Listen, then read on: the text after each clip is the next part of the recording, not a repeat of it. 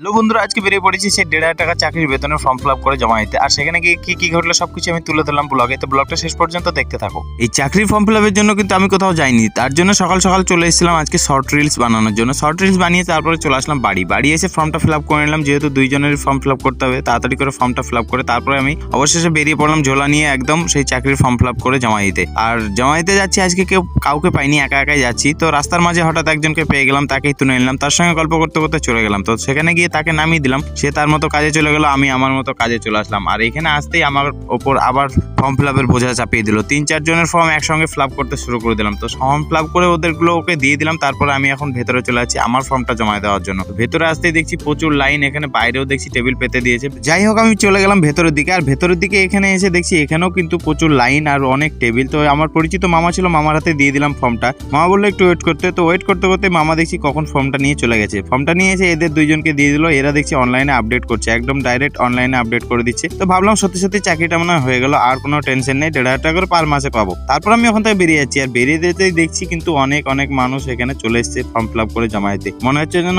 ভোটের আগে চাকরির সেল ছেড়ে দিয়েছে। তো যাই হোক, তারপরে আমি কিন্তু বেরিয়ে গেলাম ওখান থেকে ফর্ম ফিল আপ করে জমা দিয়ে। তারপরে বাড়ি চলে আসছি। আর বাড়ি আস্তে আস্তে মনে মনে ভাবছি চাকরি তো হয়ে গেল, আর কোনো টেনশন নেই, পার মাসে ১,৫০০ টাকা করে তো পাবো, কাজ করি আর না করি। তো যাই হোক, মামার বাড়ি আসলাম এখানে ভিডিও শটের জন্য। তো ক্যামেরাম্যানের ওয়েট করতে করতে ক্যামেরাম্যান অবশেষে আসলো। তারপর আমি চলে আসলাম জমিতে একটু ভিডিও শুটের জন্য। তো এখানে ভিডিও শুট করতে করতে সন্ধ্যা লেগে গেল, চাঁদের অপেক্ষা করতে লাগলাম। রমজান মাসের চাঁদ দেখবো বলে কথা, তো ভাগ্য খারাপ চাঁদ দেখতে পেলাম না। যাই হোক, ব্লগটা এখানেই শেষ করছি, দেখা হচ্ছে পরের ব্লগে। ভালো থাকবে, সুস্থ থাকবে, বাই, টাটা।